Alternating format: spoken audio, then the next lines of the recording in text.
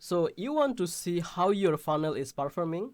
GoHighLevel has built in the analytics to track it easily. So welcome back to Easy Access Tech, the channel where we simplify technology for your business and boost your productivity. If that sounds good to you, hit the subscribe button and check the link from the description to get the 30 days free trial link of the GoHighLevel and the live bootcamp access and some exclusive bonuses. So to grab the offer, just use the link from the description and let's get back to the video.